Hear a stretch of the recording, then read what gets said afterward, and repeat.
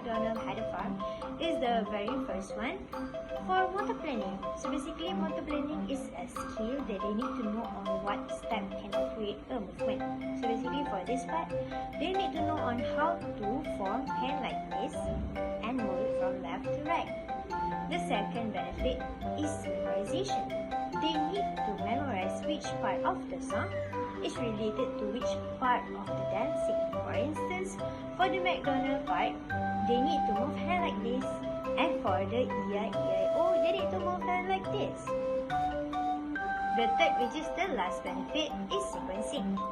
Sequencing is basically they need to know on what step is need to be done for the next step. So they need to know accordingly. So the first one, second, third and fourth, they cannot just jump to the next step. So they need to know on after this one, they need to know this part. So after this one, they need to go back to this one, and then the next song, based on the song of the old MacDonald. And which part of it? We are singing the cow part. So what age is suitable for this activity? This activity can be done as early as 3 years old and up to 5 years old.